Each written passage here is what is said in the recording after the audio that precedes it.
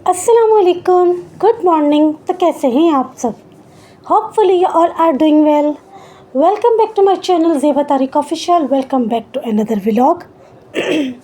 तो जो आज भी मैं एक नए व्लॉग के साथ हाज़िर हो गई हूँ और आज भी मैं कोशिश करूँगी कि आप लोगों से ऐसी ऐसी बातें करूँ जो कि बिल्कुल हकीकत पे मबनी हो। मैं अपनी पूरी लाइफ जर्नी आप लोगों के साथ शेयर कर रही हूँ, शादी से पहले की भी, शादी के बाद की भी। कब कब किस किस मौके पर मुझसे कैसे कैसे लोग टकराए हैं, ईच एंड एवरीथिंग, सब कुछ आप लोगों के साथ शेयर करूँगी। अपनी स्कूल लाइफ, अपनी मदरसा लाइफ, टीचिंग लाइफ, सब कुछ आप लोगों के साथ शेयर करूँगी। कब से मेरे दुश्मनों की लिस्ट स्टार्ट हुई, मेरी ज़िंदगी में दुश्मन बनना स्टार्ट हुए, सब आप लोगों के साथ शेयर करूँगी। एक तरह से समझे मैं अपनी पूरी ज़िंदगी आप लोगों के साथ शेयर कर रही हूँ। जब से मैंने होश संभाला है तब से अब तक सारे इम्पॉर्टेंट जो पॉइंट्स हैं जो मैंने अपनी ज़िंदगी में ऑब्ज़र्व किए हैं वो सब आप लोगों के साथ शेयर करूँगी। क्योंकि जैसा कि आप जानते हैं मैं अपने सब बहन भाइयों में सबसे छोटी हूँ, सबसे लास्ट में मेरी ही शादी हुई है। अपनी बहनों की मैरिड लाइफ से, अपने भाई भाभीयों की मैरिड लाइफ से क्या क्या मुझे नसीहतें मिली, क्या क्या मुझे एक्सपीरियंस हुआ, सब आप लोगों के साथ शेयर करूँगी कि वो फिर गलती मिस्टेक मैंने नहीं करी अपनी शादीशुदा ज़िंदगी को कामयाब बनाने में। ईच एंड एवरीथिंग, सब कुछ मैं आप लोगों के साथ इंशाल्लाह शेयर करूँगी। बस आप लोगों से एक रिक्वेस्ट है कि मैं बहुत मेहनत से व्लॉग्स बना रही हूँ, बहुत मेहनत से वॉइस ओवर करती हूँ। सुबह 5 बजे बैठकर मैं वॉइस ओवर करती हूँ, क्योंकि जैसा कि आप जानते हैं मैं कितनी कमर्शियल एरिया में की जगह पर रहती हूँ कि सुबह 4:30 पौने 5 बजे भी यहाँ पर गाने बज रहे होते हैं और मैं उनके बंद होने का इंतज़ार कर रही होती हूँ। और सुबह 5 बजे जाके कुछ सुकून होता है तो फिर जाके मैं वॉइस ओवर करती हूँ, वरना फिर सुबह से जो है वो स्कूल की वैन्स जाना स्टार्ट हो जाती हैं तो उनके हॉर्न्स, फिर उसके बाद जो है वो 9 साढ़े 9 बजे केएमसी की गाड़ियाँ आना स्टार्ट हो जाती हैं कचरा उठाने के लिए, उनका भी शोर साफ घर के अंदर सुनाई देता है। फिर उसके बाद वो पुराना सामान बेचने वाले, सब्ज़ी वाले, ये वो ये क्या क्या बताऊँ मैं आप लोगों को। तो वो सारी आवाज़ें जो है ना वो रिकॉर्ड हो जाती हैं। जैसे कि मेरे पिछले व्लॉग्स में, काफ़ी व्लॉग्स में आप लोगों ने सुना होगा अजीब अजीब सी आवाज़ें, फिर गाड़ियों का आना जाना, बस मैं क्या क्या एक्सप्लेन करूँ आप लोगों को, ये सब रिकॉर्ड हो जाता है। तो मेरे व्लॉग्स में जो आप लोगों को पीछे जो मुर्गे की अजान देने की आवाज़ आती है ना, वो इसलिए आती है कि सुबह 5 बजे बैठकर मैं वॉइस ओवर करती हूँ, तो जाहिर सी बात है वो मुर्गे के अजान देने का वक्त है, मैं उसको तो चुप करवा नहीं सकती। वो हमारे फ्लैट्स में ही ऊपर किसी ने अपने घर में पाला हुआ है, तो वो जो है ना वो आवाज़ में नहीं रोक सकती। चलो खैर, मुर्गे के अजान देने की आवाज़ तो फिर अच्छी लगती है, लेकिन उसके अलावा जो आलतू फालतू आवाज़ें हैं ना वो बिल्कुल भी अच्छी नहीं लगती। तो मेरा आप लोगों से रिक्वेस्ट करने का जो मेरा पर्पस था वो ये था कि मैं बहुत मेहनत से व्लॉग्स बनाती हूँ। प्लीज़ मेरी वीडियो को लाइक कर दिया करें, अपने फ्रेंड्स एंड फैमिली में शेयर कर दिया करें, मेरी मोटिवेशन के लिए, हौसला अफजाई के लिए एक अच्छा सा कमेंट कर दिया करें, और जिन्होंने चैनल को अभी तक सब्सक्राइब नहीं किया वो सब्सक्राइब कर दिया करें। अच्छा, पीछे जो मैं अबाया पहनी हुई थी वो मैं तैयार हुई हुई थी, मैं जा रही थी अपने हस्बैंड के साथ। सैटरडे और संडे 2 दिन मेरे जैसे गुजरे हैं ना, आखिरकार को मैंने अपनी आपी को फ़ोन करके आपी से रो रो के बोला, आपी मैं कहाँ रह रही हूँ, मुझे कुछ समझ नहीं आ रहा। अब पहले तो आपी डर गई कि पता नहीं क्या हो गया। मैंने कहा आपी मुझे ऐसा लग रहा है पता नहीं मैं सहरा में, रेगिस्तान में रह रही हूँ, मैं कहाँ रह रही हूँ, गैस का नामो निशान नहीं है, इतना मसला हुआ है। सैटरडे को मैंने बनाए थे आलू के पराठे, शाम को मुझे भूख लग रही थी असर की नमाज़ के बाद, तो मैंने अपने लिए एक आलू का पराठा बना लिया था, जिसकी मैंने थोड़ी सी वीडियो रिकॉर्ड करके आपको दिखा दिया। अब जब रात को 9 बजे मैं आलू के पराठे बनाने के लिए खड़ी हुई हूँ तो चूल्हे में तो गैस ही नहीं है।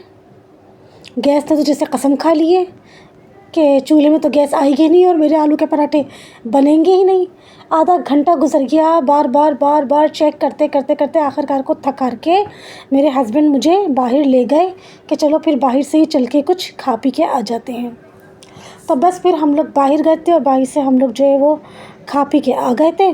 और फिर नेक्स्ट डे मैंने बहुत अक्लमंदी का काम करा। संडे वाले दिन कल ही मैं कल की सैटरडे की और कल संडे की राम कहानी आप लोगों को सुना रही हूँ कि मैंने बहुत अक्लमंदी का काम करा। मैंने सुबह फजर में ही गोश्त निकाल कर उसको पानी में जो है ना वो मेल्ट होने के लिए छोड़ा और सुबह 8:30 बजे ही मैंने जो है वो अपनी हांडी जो है वो चढ़ा दी थी और 11:30 बजे मेरा खाना तैयार हो गया था। और यकीन माने दोपहर को 12 बजे के बाद से पूरा दिन, कल संडे वाले दिन, चूल्हे में गैस ही नहीं। शाम की चाय बाहर से मंगवा कर पी, वो भी इतनी बेकार थी। जो मैं ख़ुद अपने हाथ से चाय बनाकर पीती हूँ, मेरी हाथ की बनी हुई चाय के आगे वो होटल की चाय फेल। इतनी बेकार चाय थी। तो बस मैंने बहुत अक्लमंदी का काम करा जो मैंने सुबह 11:30 बजे ही खाना तैयार कर लिया। रोटी तो वैसे भी बाहर से आनी थी। बहुत महीनों के बाद मैं यहाँ पर निहारी बना रही थी, तो निहारी के साथ तो तंदूर के नान ही अच्छे लगते हैं। उसकी तो टेंशन चलो ख़त्म हो गई थी रोटी पकाने की। तो लेकिन क्या नाम है, पूरा दिन हो गया, शाम को कुछ भी नहीं मैं अपने लिए बना सकी क्योंकि ऑब्वियसली मैं सुबह का सिर्फ नाश्ता करी हुई होती हूँ, बाकी दिन भर मैं कुछ भी नहीं खाती हूँ। तो शाम को तो मुझे भूख लगती ही लगती है। मैं अपने लिए सूजी का हलवा बनाने खड़ी हुई शाम में, लेकिन चूल्हे में गैस आने का नामो निशान ही नहीं था। गैस ने कसम खा ली थी कि वो नहीं आएगी। और ये सुबह का वक्त है कि सुबह 11:30 बजे मैं अपने हस्बैंड के लिए चाय बना रही थी। तो बस सुबह 11:30 बजे ये हमारे यहाँ जो संडे वाले दिन चाय बनी है, तो फिर दोबारा शाम को हमारे घर में चाय नहीं बन सकी। यहाँ आज मैं आप लोगों से एक बड़े ही नाजुक टॉपिक पर बात करूँगी क्योंकि ये बहुत इम्पोर्टेंट पॉइंट है। अगर लड़की इसको फॉलो करे तो शादी के बाद वो अपने सारे रिश्तों को बैलेंस में लेकर चल सकती है, जैसा कि मैं लेकर चली हूँ। क्योंकि मेरी शादी से पहले मेरी बहनों की शादियों से और मेरे भाइयों की शादियों से जो मैंने एक्सपीरियंस और जो नसीहत हासिल करी है, उसी को देखते हुए और नोट करते हुए एक एक चीज़ मैंने अपने बहन भाइयों की मैरिड लाइफ से ना एक सिंगल पॉइंट ऑब्ज़र्व करा, कंज्यूम करा और फिर मैंने वो मिस्टेक अपनी शादीशुदा ज़िंदगी में नहीं करी।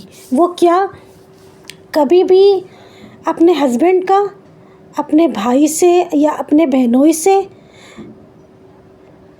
कोई बिज़नेस टाइप का लेन देन होता है ना, वो मत होने दिएगा।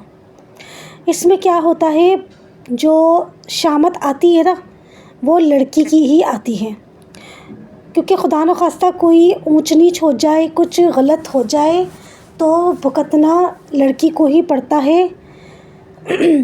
हस्बैंड की तरफ से भी वो पिसती है। अगर भाई से लेन देन हुआ है आपके हस्बैंड का तो भाई की तरफ से भी वो पिसती है, और अगर बहनोई से हुआ है लेन देन तो बहनोई की तरफ से भी, बहन की तरफ से भी लड़की ही पिसती है।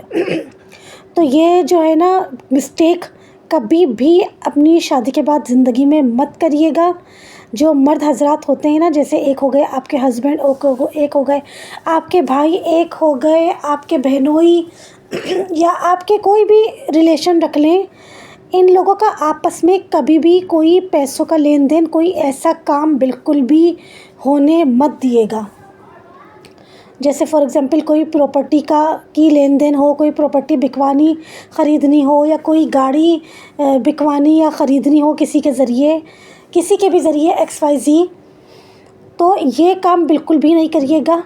क्योंकि बाद में जो है ना, मैंने जो देखा है अपने सोशल सर्कल में, बिल्कुल जो मैंने ऐसे ऐसे सीन देखे हैं, उनसे मुझे इतनी बड़ी नसीहत हुई है कि आज तक कभी मैंने अपने हस्बैंड के ज़रिए किसी को भी ना कुछ भी ख़रीदो फ़रोख्त का काम होने ही नहीं दिया। एक दफ़ा मेरी बहन ने मुझे बोला कि कोई अच्छी सेकंड हैंड रीज़नेबल प्राइस की कार अपने हस्बैंड से बोलो, तारिक भाई से बोलो कि हमें दिखा दे।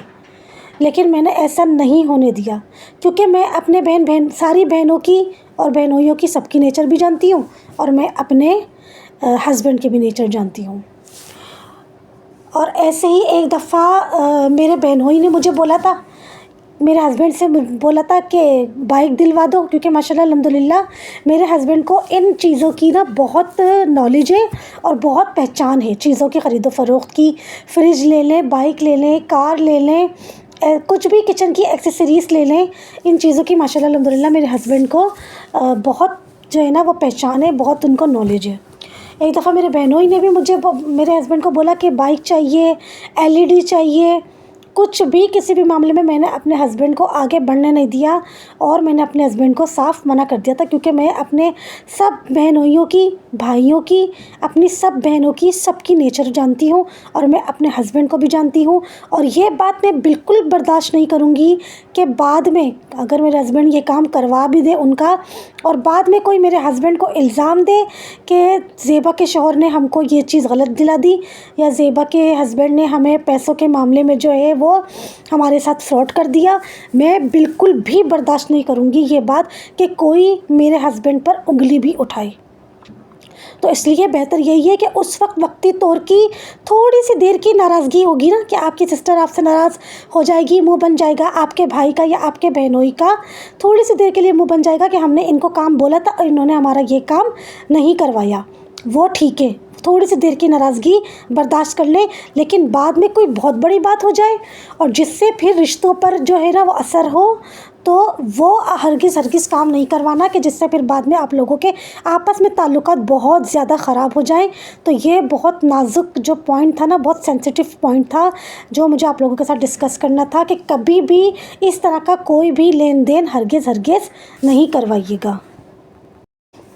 बस जी यहीं पर मैं लूँगी आपसे इजाज़त और मिलूँगी आप लोगों के साथ एक नए व्लॉग में एक बहुत ही अच्छे से टॉपिक के साथ।